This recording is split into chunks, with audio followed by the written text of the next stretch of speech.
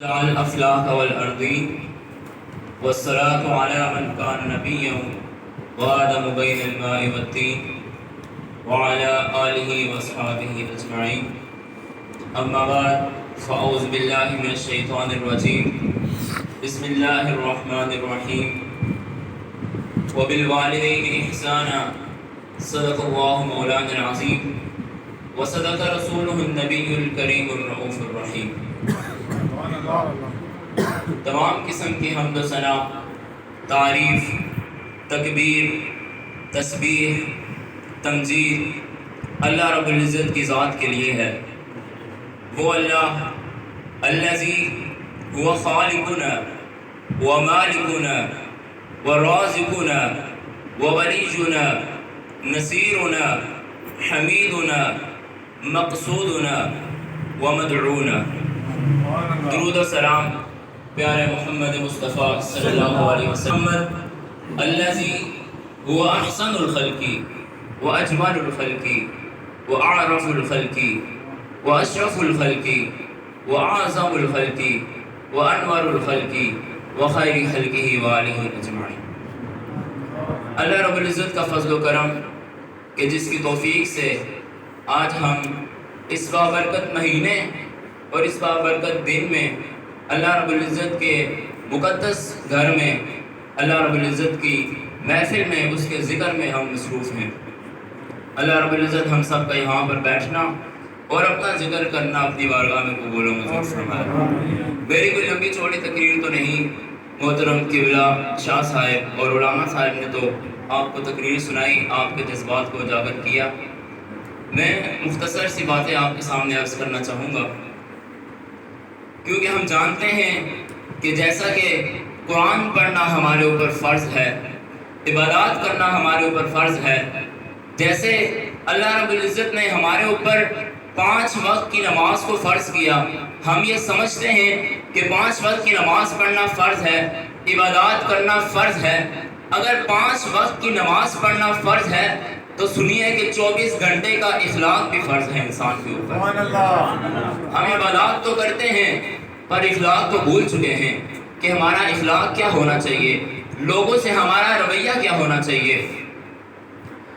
موضوع تو اور بھی بہت تھے پر اسی پہ اعتبار کر کے اپنے جذبات کو ڈالا.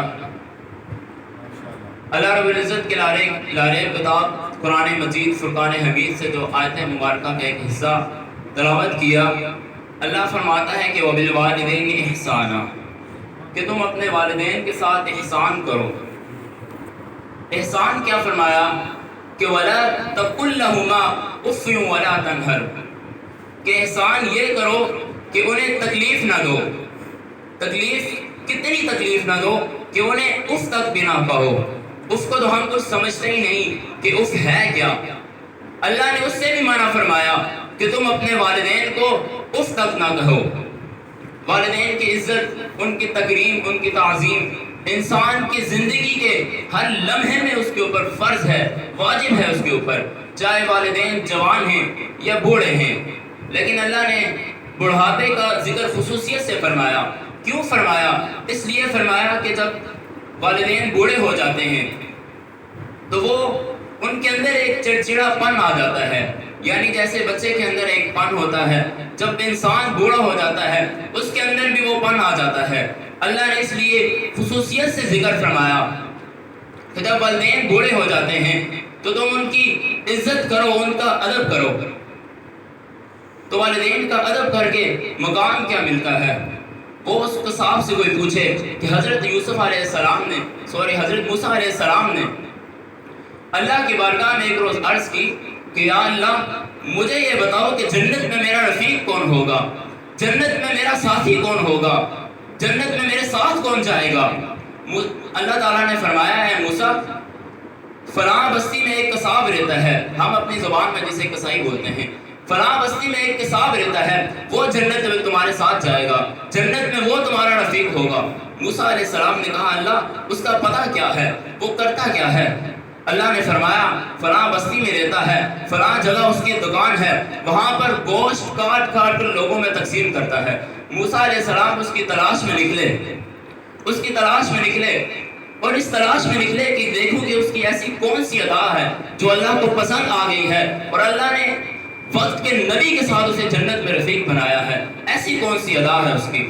جب اس کی تلاش میں نکلے، جب اس سے ملے تو دیکھا کہ وہ دن بھر گوشت کاٹتا ہے، گوشت کاٹ کر لوگوں میں تقسیم کرتا ہے، اور جو بوٹی جو حصہ اسے اچھا لگتا ہے وہ سائڈ پہ رکھ دیتا ہے، اور کیا کرتا ہے کہ شام کو جب جاتا ہے گھر، جتنا گوشت سائڈ پہ رکھا ہوتا ہے جو اسے پسند ہوتا ہے وہ گھر لے جاتا ہے۔ موسیٰ علیہ السلام اس کا سارا ماجرا دیکھ رہے ہوتے ہیں، گھر لے کے جاتا ہے، وہ ہڈیاں پکاتا ہے اور ایک کمرے میں جاتا ہے، ایک کمرے میں ایک کونے پر ایک بڑھیا بیٹھی ہوتی ہے، وہ پکا کر اسے اپنے ہاتھوں کے ساتھ کھلاتا ہے۔ موسیٰ علیہ السلام سارا ماجرا دیکھ رہے ہوتے ہیں۔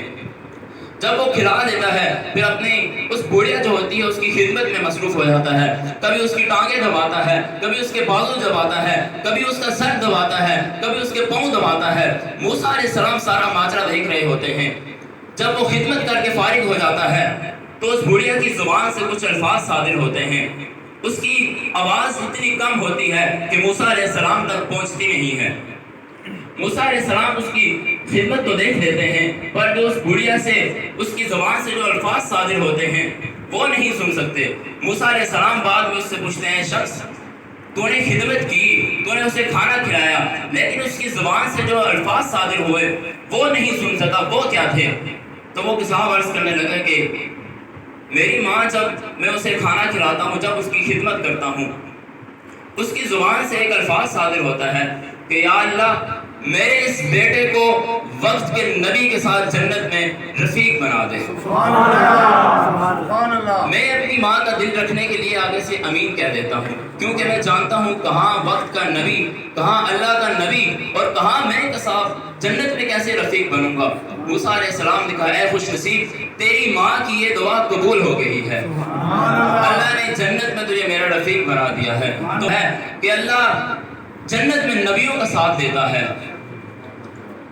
وہ تو آپ نے سنا ہے کہ ماں کے قدموں میں جنت ہے، پر ہم کماتے نہیں، اس جنت کو پانے کی کوشش نہیں کرتے، ہم نے اپنی جنت کسی اور کو دے دی ہے۔ وہ جب بچے چھوٹے ہوتے ہیں تو جھگڑا ہوتا ہے، دو بھائی ہوں تو جھگڑا ہوتا ہے، ایک کہتا ہے کہ نہیں ماں میری ہے، دوسرا کہتا ہے نہیں میری ہے، نہیں میری ہے، یہ جھگڑا کرتے ہیں، لیکن ماں ٹال دیتی ہے، کیونکہ وہ جانتی ہے کہ وہ وقت بھی آنا ہے کہ جب ایک کہے گا نہیں تیری ہے، دوسرا کہے گا نہیں تیری ہے، ماں یہ سوچ کے ٹال دیتی ہے۔ پھر وہ وقت بھی آتا ہے کہ جب وہ بچے بڑے ہو جاتے ہیں، جب بڑے ہو جاتے ہیں تو پھر یہ جھگڑا کرتے ہیں، نہیں اب ماں تیری ہے، میں نے بہت خرچہ کر لیا، اب ماں تیری ہے، اب تیرا حق بنتا ہے، نہیں میں نے بہت خرچہ کر دیا، دوسرا کہتا ہے تیرا حق بنتا ہے۔ اس لیے ماں نے اس وقت ان کو ڈالا تھا کہ وہ جانتی تھی کہ وہ وقت بھی آنا ہے کہ یہ اس پہ جھگڑا کرتے ہیں کہ میری ہے، اس پہ بھی جھگڑا کریں گے وہ تیری ہے۔ تو اللہ نے قرآن میں والدین کے لیے دعا کا ذکر بھی فرمایا کہ ان کے لیے دعا بھی کرو۔ دعا کیا کرو کہ رب ارحمہما کما ربیانی صغیرا، اللہ ان پر رحم فرما جیسا کہ بچپن میں انہوں نے مجھ پر رحم فرمایا۔ اس رحم سے مراد یہ ہے کہ بچپن میں مجھے جیسے انہوں نے پالا۔ پر آج افسوس کہ ہماری دعائیں کیا ہیں، ہم والدین کے لیے کیا دعا کرتے ہیں؟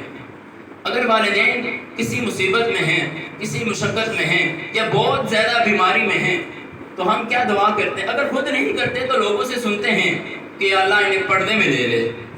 اس سے مراد یہ کہ اللہ انہیں اب تو اپنے پاس بلا لے، اب یہ مصیبت میں ہے، مشقت میں ہے، تکلیف میں ہے، ہم سے یہ دیکھی نہیں جاتی، اللہ تو انہیں پردے میں لے لے۔ پر وہ وقت یاد کریں کہ والدین جب تم چھوٹے ہوتے تھے اگر تمہیں تکلیف ہو، ارے والدین خود تو کیا کسی دوسرے کے منہ سے بھی یہی نہیں سن سکتے تھے کہ اسے پردے میں لے لے، وہ تو تمہارے لیے کوشش کرتے تھے کہ جتنا بھی ہو سکے اپنی طرف سے کوشش کرتے تھے، تمہاری دعائیں لے کے دیتے تھے، تمہاری خدمت کرتے تھے، تمہاری دیکھ بھال کرتے تھے، پر ہم وہ وقت بھول چکے ہیں۔ قرآن نے اسی لیے بچپن کا زمانہ یاد دلایا انسان کو، کیونکہ جب وہ بوڑھے ہو جاتے ہیں تو ان میں چڑچڑا پن جو آ جاتا ہے، ان کی خواہشات، ان کے مطالبات کو پورا کرنا انسان کے لیے مشکل ہو جاتا ہے۔ اس لیے انسان کو قرآن مجید میں اللہ رب العزت نے اس کے بچپن کا وقت یاد دلایا کہ یاد کرو جب تم بچپن میں ہوتے تھے تم ان کے محتاج تھے، آج اگر یہ تمہارے محتاج ہیں تو ایک وقت تھا کہ تم ان کے محتاج تھے، تم بے عقلی کی باتیں کیا کرتے تھے، بری خواہشات کیا کرتے تھے، پر یہ تمہاری ان بے عقلی کی باتوں کو بھی پیار سے برداشت کیا کرتے تھے۔ آج اگر یہ والدین تمہارے محتاج ہیں تو عقل اور فراست کا یہ تقاضا ہے کہ تم ان کے سابقہ احسانات کو ادا کرو۔ اللہ رب العزت کی بارگاہ میں دعا کرتے ہیں کہ اللہ ہمیں والدین کی عزت، ان کا ادب، ان کا احترام کرنے کی توفیق عطا فرمائے۔